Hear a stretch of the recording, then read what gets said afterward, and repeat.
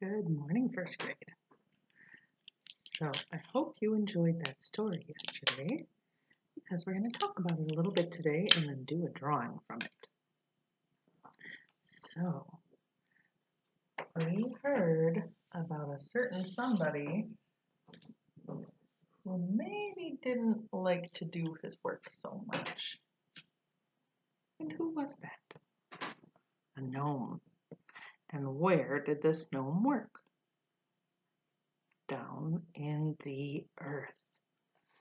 And I hope you remember the different important jobs that those gnomes did. They worked gathering gold and silver in the winter time and diamonds and precious stones. But in the spring, they had to do all kinds of work to get the seed children ready to grow, and in the autumn as well. So they had lots of important work to do, but he just didn't like to do it. So the Gnome King asked him to leave. And then who did he meet next? So let's talk about our story as we do our picture today. So I thought I would fit in, as best I could, the 4 different beings that he met. And I'm going to start with the place where he lives. And right here in this section, I'm going to take my light brown and I want to leave a little open space so that if you'd like to, you may show the gnome. So I'm going to come down just like this. I'm going to leave a little bit of white space.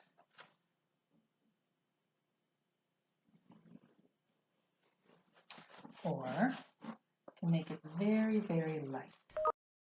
But then all around it, you want some dark brown earth. So this is a good place to be layering our browns. I did my light brown first, then I'll add a little darker over.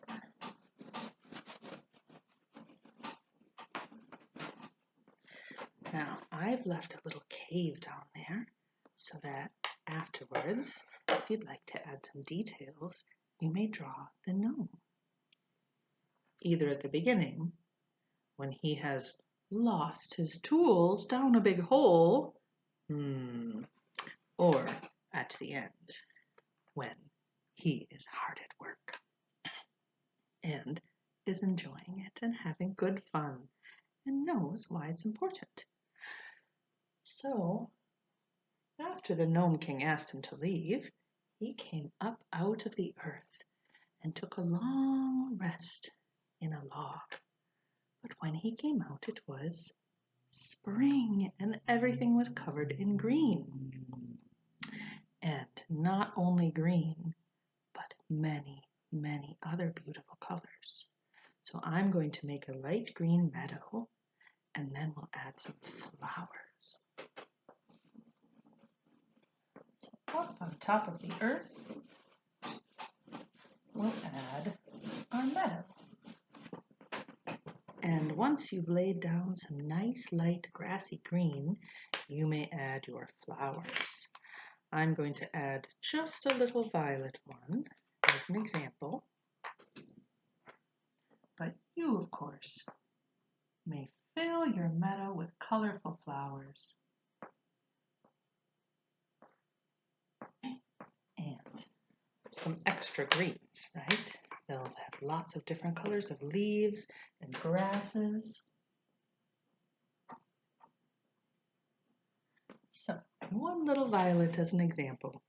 And you could put any kind of flower that you picture in a beautiful meadow. I've been seeing lots of tulips on my walks lately, and they sometimes have many colors in just one flower. Pretty amazing. Maybe you would want to add some tulips in this meadow. Who did he see working and helping those flowers? The sun fairies. So we need to add our sun. And I'd like it to be up in the right-hand side of our page because we'll need to show the nighttime too.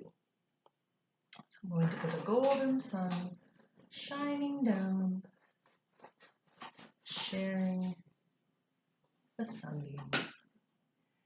And if you would like to show one of the sun fairies feeding a flower a sunbeam, you may do that. Now this side of the page, our right side, I have saved for our waterfall, for that's what he saw next. And I'll take my blue, and I want a nice falling waterfall. It's coming from off of my page. The river is running from over there and falling down. Here's a little bit of mist. Often the splash makes some mist. And then my water will continue to flow down off my page.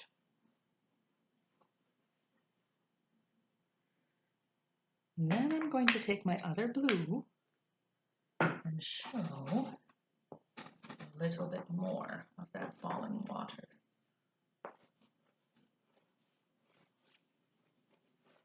Now, who did he meet at the waterfall? The water fairies. And they had an important job to do, which was to carry the water up, up, up into the sky. They were taking it from the waterfall and carrying it up. And lots of water in the sky will become a big, dark rain cloud. And that rain can fall back down and onto the flowers and the seed children. Now, if you can do the details with your fine work, you may put a little water fairy catching the water drops from the waterfall. Now, he met one more type of fairy, didn't he? But it was at evening time, after the sun had gone down. So, what had come out after the sun goes down? The moon and stars. So we may show the moon and the stars on this side of the sky. We'll have half of the sky is daytime and half of the sky is nighttime. So I'm going to add my moon. Then some stars for those fairies to gather their starlight from. For that was their job, to gather the starlight and bring it to everyone so they would wake up happy. To fill in my night sky, and I'll let it get a little lighter as it gets closer to the daytime. But in my corner it will be quite dark.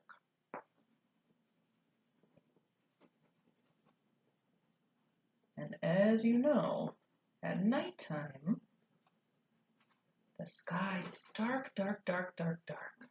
So if you'd like to layer your blues and then a little purple, that can help make it so dark.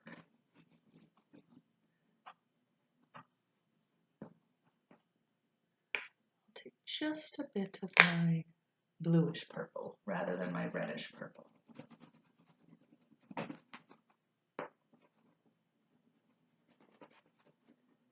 Now, if you would like to put a fairy carrying the stardust, you may need to draw that fairy before you draw your night sky, for they could get lost in the darkness and you wouldn't be able to see their form.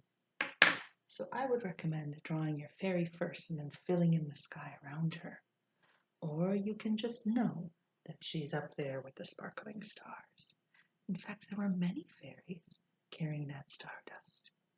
And those are the fairies of the air, who also help the seed children to breathe.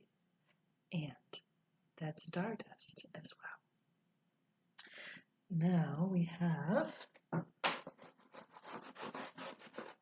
our drawing. I'm going to add just a bit of orange to my sun to really make it glow.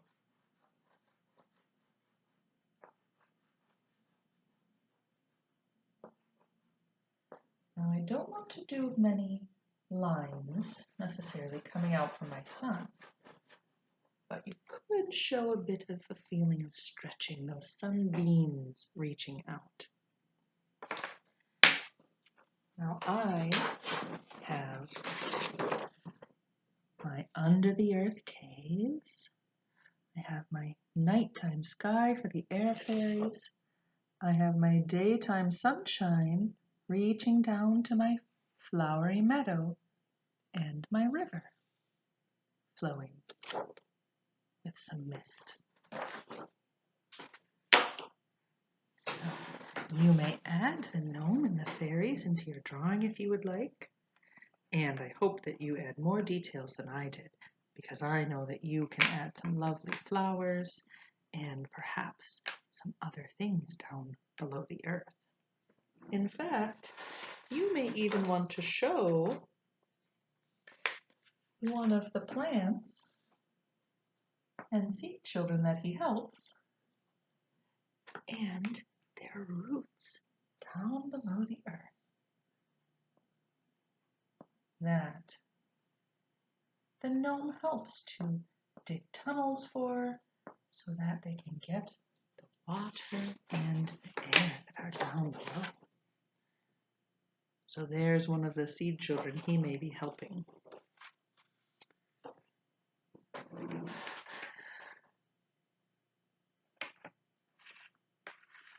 Now, our other work today is some practice with our new memory words, and some of you I've already started practicing with. So you'll just need to add them onto your cards, and you should already recognize them. But those of you that haven't had a chance may add the new memory words to your cards. And then today we have a very special task. Now you may still be working on your Mother's Day gift, but we actually have a second gift to work on that we need to finish for next week, because it's a gift for your buddies, but it's a secret. So don't tell them. If you're writing them letters, don't tell them, because it's a big secret.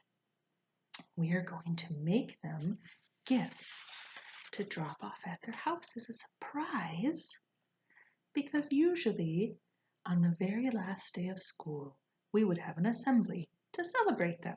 But since we won't be at the school, we're going to send them some gifts home. Now, usually in first grade, we make a special willow crown for them to wear on that last day.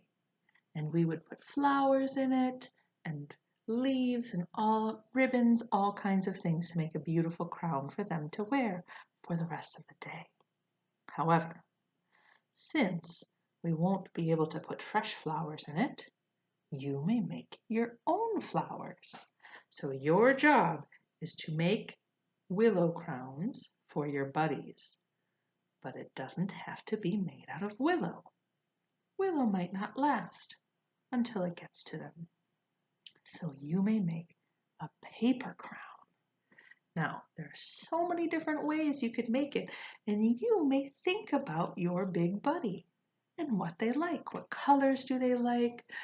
Is your crown going to have pictures of flowers? Is it going to be pointed with jewels on it, like a queen's crown? Is it going to be with animals on it? There are so many different ways. You could even make things coming off of it. Stars or comets, perhaps it is of the night sky. So there's so many options, and if you're not sure, just ask me. But a good way to start would be to make a band, and then the 8th graders' heads are about the same as adults, so you can measure it on your parent. And see, I have some extra paper, so I would want to make sure it's the right size. And then I would pinch it so that I can hold it the right size. And then you could staple it, you could tape it, you could glue it, however you want to attach it. But Then you keep it that size. Now, I could decorate this however I wanted. And I have to tell you, the bigger, the better. Really have fun. You could make this and just draw on the crown, but you could go bigger than that. You could have all kinds of things sticking up. You can stick things on here. If you have glitter at home, you could make it glittery. If you have crayons, you could use your crayon. Well, of course you have crayons. You have your school crayons. But if you had ribbons, you could attach ribbons or tissue paper or paper flowers or silk flowers. There's so many options. And if you really want to, you could use cloth to make this. In fact, I put a piece of blue felt into your bin. And I don't have a certain plan for it. I thought we might just need it. And if you'd like to make it into a crown, you may. Just make sure that your parents give you some help so that you can make sure it will fit on a head. So I'm going to decorate this one for Mrs. Kilmer. Don't tell her either, it's a secret. And I hope that she likes it. Next week I'll show you when I'm done so that you can get some ideas, maybe even sooner. So have some fun decorating that and with our drawing. And I will see you soon. Have a wonderful day.